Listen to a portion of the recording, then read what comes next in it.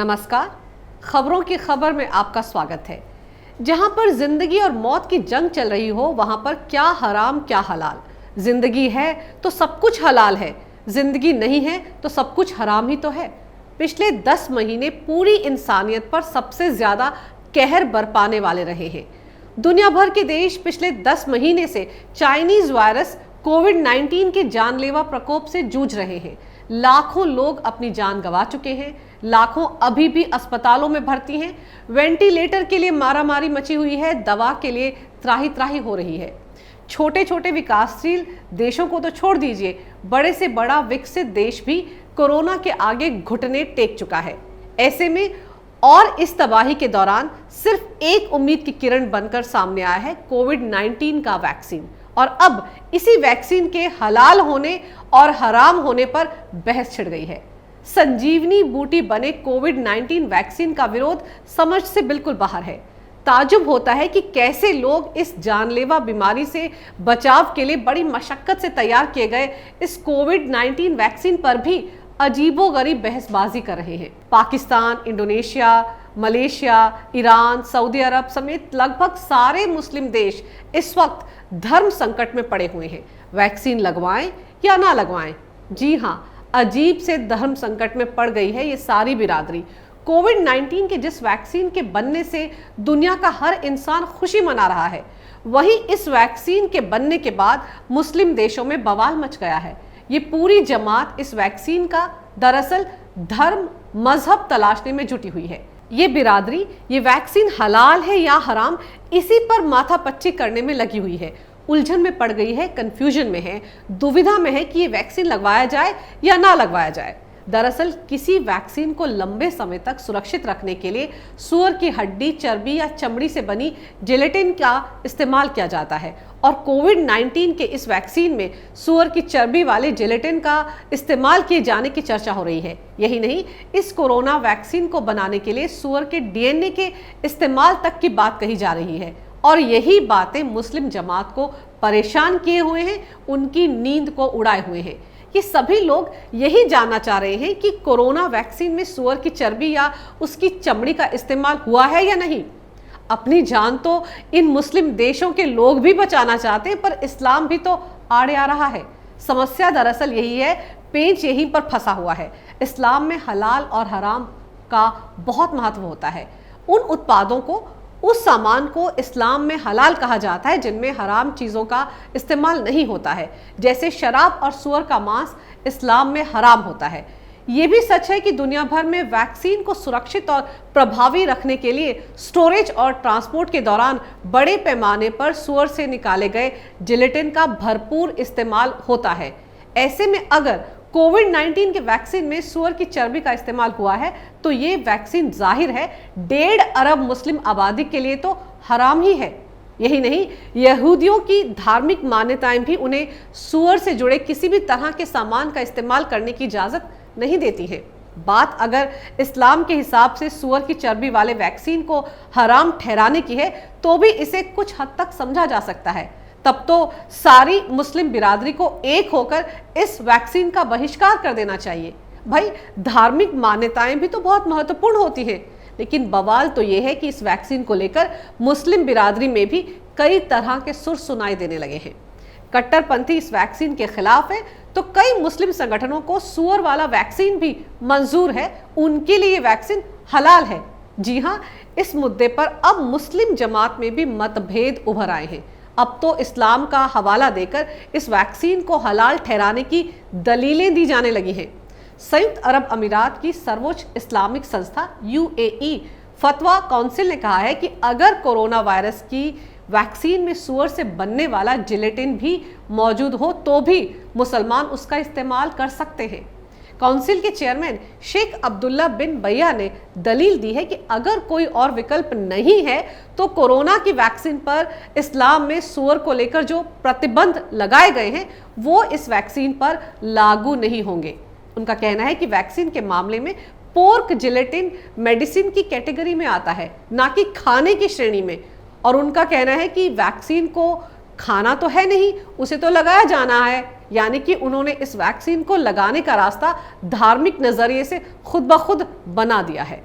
Council के इस ऐलान पर और बवाल मच गया है। हालांकि अब कट्टरपंथी मौलवी और मौलाना कुछ भी कहते रहे, लेकिन अब जब जान पर ही बन आई है तो मुस्लिम बुद्धिजीवियों और धर्मगुरुओं की जमात ने मुसलमानों को समझाने के लिए मोर्चा संभाल लिया है। यूएई की काउंसिल की तरह सिडनी यूनिवर्सिटी के एसोसिएट प्रोफेसर डॉक्टर हरुनोर राशिद की दलील है कि अगर इस वैक्सीन के इस्तेमाल नहीं करने से ज्यादा नुकसान हो सकता है तो इस्लामी कानून के तहत भी इसकी इजाजत है।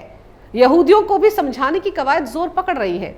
इजराइल के एक बुद्धिजीवी रब्बी डेविड स्टाफ का कहना है कि यहूदी कानून के मुताबिक सूअर खाना या उसका इस्तेमाल तभी मना है जब वो सामान्य तरीके से खाया जाता है, लेकिन जब उसे मुंह से खाने की बजाय इंजेक्शन या वैक्सीन के जरिए शरीर में डाला जाता है तो उसमें कहीं कोई दिक्कत ही नहीं है, खासकर जब बात बीमारी की आती है। तो कहने का मतलब यह है कि जान बचाने के लिए धर्म को ताक पर रखा जा सकता है।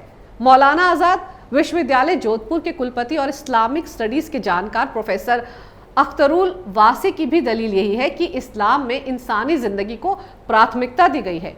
उनका कहना है कि इस्लाम में इंसान की जिंदगी को बचाने के लिए हालात के हिसाब से हराम को भी हलाल मान लिया जाता है। उनका तो यहाँ तक कहना है कि कोरोना वैक्सीन को लेकर चल रही इस बहस से मुसलमानों को और ज्यादा नुकसान हो सकता है। वैसे भी आतंकवाद को लेकर पूरी दुनिया में मुस्लिम बिरादरी पहले से ही बदनामी झेल रही है, ऊपर से अब कोविड-19 वैक्सीन पर इस तरह का बवाल मचा रही है। अभी कुछ दिन पहले सोशल मीडिया पर इसी तरह की दुविधा वाला एक मैसेज भी ट्विटर समेत सोशल मीडिया के कई प्लेटफॉर्म पर वायरल हुआ था। पाकिस्तान के एक मशहूर प्रेजेंटर और व्यंग्यकार अनवर मकसूद ने इसे लिखा था। उन्होंने लिखा था कि 1.5 अरब मुसलमान काफिर मुल्कों की तरफ देख रहे हैं कि कब वो लोग कोरोना वायरस की वैक्सीन तैयार करें और हमारी बाजमात नमाजें, तवाफ और उम्रे बहाल हो और हमारे बच्चों की मंगनियां, शादियां और निकाह दोबारा शुरू हो सके, दोस्त दोस्त से हाथ मिला सके और भाई भाई से गले मिल सके। ईरान, सऊदी अरब के वीजा खुले, शहरों में उर्स, मेले और लंगर खुले और फिर काफिर की बनाई हुई वैक्सीन लगवाकर मस्जिद जाएं और जुम्मे की नमाज के बाद हाथ उठाकर दुआ करें कि या अल्लाह इन काफिरों को तबाह और बर्बाद कर दे। अब कहा तो यही गया है। ये टिप्पणी अनवर मकसूद की है, जो पाकिस्तान के शो बिजनेस के एक बड़े नाम है। लूज टॉक नाम वाले उनके शो के जुमले एक समय लोगों की जबान पर हुआ करते थे। उन्होंने ही अपनी इस टिप्पणी के जरिए अपनी ही जमात को आईना दिखाया है। वैसे इस टिप्पणी में लिखी गई सारी बातें भले ही लोगों को बड़ी कड़वी लगे, लेकिन ये हैं 100% सच।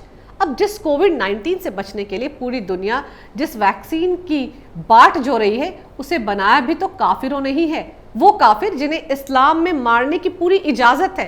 अब काफिरों के बनाए इस वैक्सीन में भी मुस्लिम बिरादरी हलाल और हराम का एंगल तलाश रही है। ये तो गजबे ही है ना।